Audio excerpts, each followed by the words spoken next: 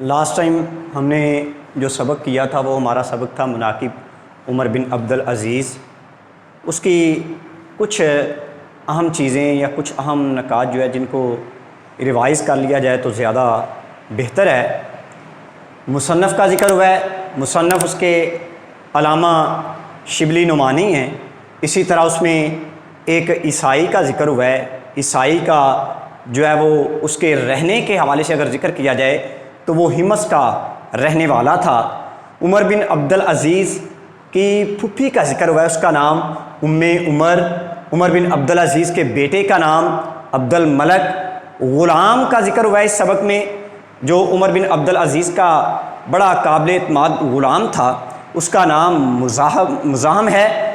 اور عمر بن عبدالعزیز کے حوالے سے اگر ذکر کیا جائے تو اپنے مقبرے کے لیے جو انہوں نے زمین پسند کی تھی وہ ایک یہودی کی تھی اور اس کو انہوں نے 30 دینار میں خریدا تھا۔ اسی طرح مرتے وقت حشام بن عبد الملک نے جو کل رقم اپنے ترکے میں چھوڑی تھی وہ 1,10,00,000 دینار تھی۔ اسی طرح وفات کے وقت عمر بن عبدالعزیز نے جو رقم چھوڑی وہ کل 17 دینار تھے، جس میں تجہیز و تکفین پر جو رقم خرچ ہوئی وہ 7 دینار اور باقی جو 10 دینار بچے وہ ان کی اولاد میں جو ہے وہ تقسیم ہو گئے۔ اسی طرح عمر بن عبدالعزیز کی حکومت و سلطنت کا اصل اصول جو تھا وہ مساوات اور جمہوریت تھا۔ اب ہم اپنے اگلے سبق کی طرف چلتے ہیں۔ ہمارا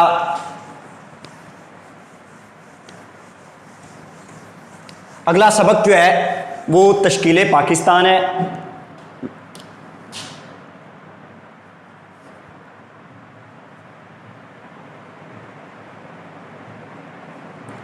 اس کے مصنف کا اگر ذکر کیا جائے تو اس کا نام میاں بشیر احمد ہے۔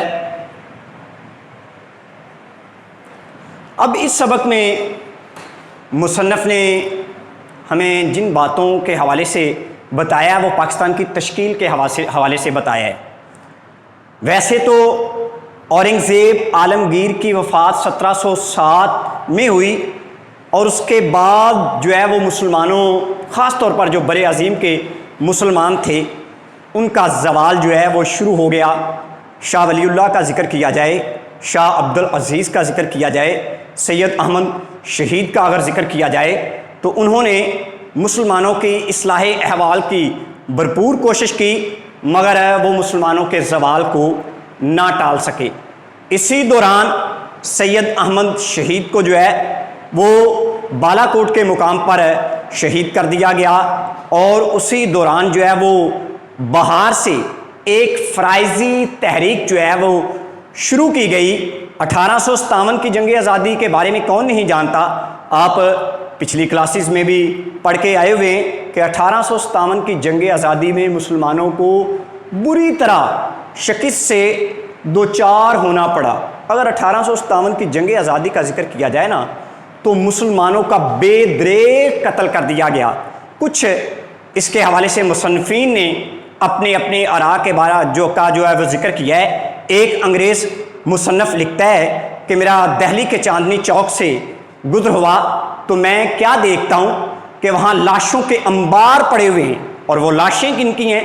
وہ مسلمانوں کی گرائی گئی ہیں۔ ایک انگریز مصنف لکھتا ہے کہ میرا گزر بھی جو ہے وہ گھوڑے پر ایک چوک سے ایک بازار سے ہوا تو وہ گھوڑے کے جو نیچے والے سم تھے وہ خون میں بھیگ گئے۔ وہ خون کن کا بہایا گیا؟ وہ مسلمانوں کا بہایا گیا۔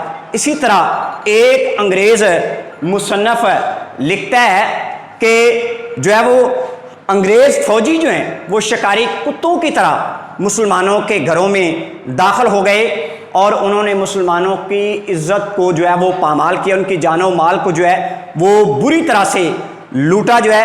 اگر سر سید احمد خان کے حوالے سے ذکر کیا جائے تو سر سید احمد خان اس کے بارے میں لکھتے ہیں کہ کوئی بلا جو ہے وہ آسمان سے ایسی نہیں اتری جس نے زمین پر آنے سے پہلے مسلمانوں کا گھر نہ ڈھونڈا ہو۔ اور اگر 1857 کی جنگ آزادی کے حوالے سے ذکر کیا جائے تو مسلمانوں کی زمینیں، مسلمانوں کے عہدے جو ہے وہ بڑی بڑی جو عہدوں پر مسلمان تھے ان کو ان عہدوں سے نکال دیا گیا۔ مسلمانوں سے ان کی جاگیریں، ان کی زمینیں جو ہیں وہ چھین لی گئی. حالانکہ یہ جنگ آزادی کا اگر ذکر کیا جائے تو اس جنگ آزادی میں جو ہے وہ ہندو بھی مسلمانوں کے ساتھ مکمل طور پر شامل تھے، مگر ہندو جو ہے وہ اپنی بڑی مکاری اور چالاکی کے ساتھ جو ہے وہ اس جنگ کا مکمل ذمہ دار جو ہے وہ مسلمانوں کو ٹھہرایا. اب اس نازک دور میں جب کہ مسلمانوں پر عرصہ حیات تنگ کر دیا گیا، مسلمانوں کے لیے زندگی گزارنا مشکل ہو گئی، مسلمانوں کے لیے تمام تعلیمی ادارے بند کر دیے گئے، مسلمانوں کو نوکریوں سے نکال دیا گیا، مسلمانوں کی زمینیں، مسلمانوں کی جاگیریں جو ہیں وہ چھین کر ہندوؤں میں بانٹ دی گئیں، تو ایک ایسی شخصیت جس کا نام سر سید احمد خان ہے، انہوں نے جو ہے وہ مسلمانوں کی ڈوبتی ہوئی کشتی کو جو ہے وہ سہارا دیا. انہوں نے نئے حالات کے مطابق جو ہے وہ مسلمانوں کے لیے تعلیمی منصوبہ بندی کی. ان کا سب سے اہم کارنامہ جو ہے وہ یہی ہے کہ انہوں نے جو کہ مسلمانوں کے لیے تعلیمی دروازے بند ہو چکے تھے، انہوں نے مسلمانوں کے لیے بہت سے تعلیمی ادارے قائم کیے. انہوں نے 1859 میں ایک تعلیمی ادارہ قائم کیا، 1862 میں بھی کیا، 1863 میں ایک سائنٹیفک سوسائٹی کے نام سے جو ہے وہ ادارہ قائم کیا جس میں مسلمانوں کو جدید طرز پر تعلیم دی جاتی تھی. اب اگر ذکر کیا جائے 1867 کا، تو 1867 میں بنارس کے ہندوؤں نے اردو زبان کو ختم کر کے دفاتر میں جو ہے وہ ہندی زبان کو رائج کرنے کی بھرپور کوشش کی. اب یہ ایک ایسا موقع تھا جس پر جو ہے وہ سر سید احمد خان کی دوررس نگاہیں جو ہیں وہ دیکھ رہی تھی کہ اب مسلمانوں اور ہندوؤں کا اکٹھا رہنا ممکن نہیں ہے اور ان کے درمیان جو ہے وہ فاصلہ کافی بڑھ چکا ہے. تو اس لیے اب انہوں نے اپنی تمام تر کوششیں جو ہیں وہ مسلمانوں کے لیے جو ہے وہ شروع کر دیں، ان کی آزادی کے لیے، ان کو اپنے پاؤں پر کھڑا کرنے کے لیے جو ہے وہ شروع کر دی. اگر سر سید احمد خان کے حوالے سے ذکر کیا جائے تو ان کی وفات کے بعد جو ہے وہ مولانا حالی، شبلی، نواب محسن الملک، یہ ان کے ایسے دوست تھے جنہوں نے ان کے مشن کو جو ہے وہ جاری رکھا. شبلی اور نعمانی کے حوالے سے اور ذکر کیا جائے تو ان کی تصانیف سے مسلمانوں نے بھرپور جو ہے وہ فائدہ اٹھایا. اسی طرح اگر ذکر کیا جائے تو سر سید احمد خان نے 1875 میں ایک MAO ہائی اسکول قائم کیا مسلمانوں کے لیے، جو کہ 2 سال بعد جو ہے جس کو کالج کا درجہ مل گیا. اسی طرح مسلمانوں کے لیے 1885 کے حوالے سے اگر ذکر کیا جائے تو محمدن ایجوکیشنل کانفرنس کا قیام جو ہے یہ بھی سر سید احمد خان کا ایک اہم کارنامہ تھا. اس کے بعد کا اگر ذکر کیا جائے تو اس کے بعد جو ہے وہ علامہ اقبال نے مسلمان قوم جو کہ خواب غفلت میں تھی اس کو اپنی سوئی ہوئی قوم کو جو ہے وہ بیدار کیا. علامہ اقبال نے مسلمانوں کو فلسفہ خودی کا درس دیا، اس نے توحید و رسالت سے وابستگی کا درس دیا، قرآن سے رہنمائی کا درس دیا. اب یہ ایسے اثرات تھے جو کہ مسلمانوں نے قبول کیے. اب اسی حوالے سے اگر ذکر کیا جائے تو سر سید احمد خان نے ایک انڈین نیشنل کانگریس قائم ہوئی تھی جو کہ مسٹر A.O. ہیوم نے قائم کی تھی. اس سے مسلمانوں کو دور رہنے کا مشورہ دیا اور اسی طرح 1906 میں مسلمانوں کی سیاسی رہنمائی کے لیے ایک الگ سے سیاسی جماعت قائم کی گئی جو کہ مسلم لیگ کے نام سے جو ہے وہ مواد سے وجود میں آئی. اسی طرح 1905 میں بنگال کو 2 حصوں میں تقسیم کر دیا گیا. اب جب بنگال کو تقسیم کیا گیا تو اس سے مسلمانوں کو بہت زیادہ فائدہ پہنچا جو کہ ہندوؤں کو بہت گراں گزرا اور انہوں نے اس تقسیم کی مخالفت کرنا جو ہے وہ شروع کر دی. اور اس طرح بنگال کی تقسیم کا جو منصوبہ تھا یا اس کو دوبارہ جو ہے وہ 1911 میں جو ہے اس کو تنسیخ کر دیا گیا، اس کو ختم کر دیا گیا.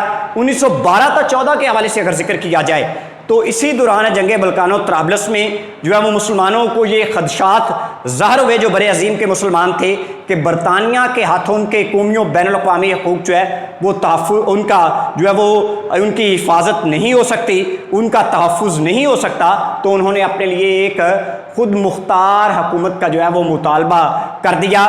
1916 میں مسلمانوں اور یعنی مسلم لیگ اور کانگریس کے درمیان آخری معاہدہ جو ہوا جس کو تاریخ میں میثاق لکھنؤ کے نام سے یاد کیا جاتا ہے، وہ آخری معاہدہ تھا اس کے بعد پہلی جنگ عظیم جو ہے 1914 تا 1918 میں، جس میں جو ہے وہ انگریزوں نے ترکی کو جو ہے وہ تقسیم کرنے کی سازش کی۔ اسی دوران میں بر عظیم کے مسلمانوں نے مولانا محمد علی جوہر کی قیادت میں 1919 میں تحریک خلافت کا آغاز کیا، اور اسی طرح اگر ہم ذکر کریں تو 1928 میں پنڈت موتی لال نہرو نے جو ہے وہ ایک رپورٹ پیش کی، جس میں مسلمانوں کے مفادات کو نقصان پہنچانے کی بھرپور کوشش کی گئی۔ اسی طرح 1927 میں سر جان سائمن کمیشن کی بر صغیر میں آمد ہوئی، اور 1929 کے حوالے سے اگر ذکر کیا جائے تو قائد اعظم نے اپنے 14 نکات جو ہے وہ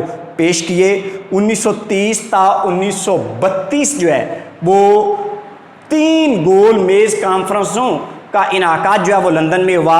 1935 میں برطانیہ نے سیلف گورنمنٹ کا ایک نیا ایکٹ جو ہے وہ نافذ کیا۔ 1937 کے حوالے سے اگر ذکر کیا جائے تو 1937 میں عام انتخابات ہوئے، جس میں کانگریس نے جو ہے وہ واضح کامیابی حاصل کی۔ جیسے ہی کانگریس جو ہے وہ کامیاب ہوئی تو اس نے مسلمانوں کے حقوق کو بری طرح سے جو ہے وہ پامال کیا۔ اب مسلمانوں کو یہ یقین ہو گیا کہ اب وہ کبھی بھی ہندوؤں کے ساتھ نہیں رہ سکتے، ان کے ساتھ ان کا اتحاد نہیں ہو سکتا۔ اسی دوران 23 مارچ 1940 کو منٹو پارک، اقبال پارک میں ایک قرارداد پیش کی گئی، جس کو مسلمان تو قرارداد لاہور کا نام دے رہے تھے، لیکن ہندوؤں نے اس قرارداد کا مذاق اڑایا اور اس قرارداد کو قرارداد پاکستان کا نام دیا، اور تاریخ میں اس قرارداد کو قرارداد پاکستان کے نام سے ہی یاد کیا جاتا ہے۔ اسی طرح 1944 میں گاندھی اور قائد اعظم محمد علی جناح میں مذاکرات ہوئے، وہ بھی ناکام ہو گئے۔ اسی طرح 1945 میں شملہ کے مقام پر ایک کانفرنس ہوئی تو وہ بھی جو ہے وہ ناکام ہو گئی۔ 1946 میں ہندوستان میں برطانوی حکومت نے عام انتخابات کا اعلان کروایا، تو جس میں مسلم لیگ جو ہے وہ مسلمانوں کی جماعت قرار پائی، اور مسلمانوں نے اس میں واضح کامیابی حاصل کی، اور کانگریس جو تھی وہ ہندوؤں کی جماعت قرار پائی، اور اس نے جو ہے وہ کانگریس نے جو ہے وہ واضح کامیابی حاصل کی۔ اب اگر دیکھا جائے تو برطانوی حکومت اب دیکھ رہی تھی کہ ہندوؤں اور مسلمانوں کے درمیان جو ہے وہ اختلافات بہت بڑھ گئے ہیں، تو انہوں نے جو ہے وہ ہندوستان کی آزادی کا اعلان کر دیا۔ اس طرح پاکستان جو ہے وہ 14 اگست 1947 کو معارضے وجود میں آیا۔ پاکستان کے حوالے سے اگر ذکر کیا جائے تو پاکستان جو ہے وہ اس کا نسب العین اسلام ہے۔ پاکستان کے قیام کا مقصد کہ ہم اپنی زندگی کو قرآن و سنت کے مطابق گزار سکیں۔ پاکستان کے قیام کا مقصد یہ ہے کہ یہاں ہر ایک کے ساتھ بلا امتیاز جو ہے وہ سلوک کے ہر شخص جو ہے وہ اپنی مرضی سے اپنے مذہب کے مطابق زندگی گزار سکے۔ پاکستان کے قیام کا مقصد کہ یہاں اخوت و بھائی چارہ ہو۔ پاکستان کے قیام کا مقصد کہ یہاں امن و امان اور رواداری کا دورہ ہو۔ یہ پاکستان کے قیام کے مقاصد تھے، جن مقاصد کے لیے پاکستان جو ہے وہ حاصل کیا گیا، اور ہمارے بزرگوں نے پاکستان کو حاصل کرنے کے لیے اپنی جان و مال، اپنی عزت و آبرو کو جو ہے وہ قربان کیا۔ اس طرح دنیا کے نقشے پر جو ہے وہ پاکستان جو ہے وہ ایک نئے خطے کے طور پر جو ہے وہ ابھرا۔ تو پاکستان کی تشکیل کے حوالے سے اگر ذکر کیا جائے تو پاکستان کا قیام جو ہے وہ کوئی 2 دن کا کام یا کوئی چند سال کا کام نہیں، بلکہ اس کے پیچھے بڑی لمبی تحریک ہے، اور ہمارے بزرگوں نے اس کے لیے اپنا سب کچھ جو ہے وہ لٹا دیا ہے، اپنا سب کچھ جو ہے وہ ہمارے مستقبل کے لیے قربان کر دیا ہے۔ تو اس طرح جو ہے وہ پاکستان جو ہے وہ قائم ہوا، اور اس طرح جو ہے وہ پاکستان دنیا کے نقشے پر جو ہے وہ ابھرا۔ شکریہ۔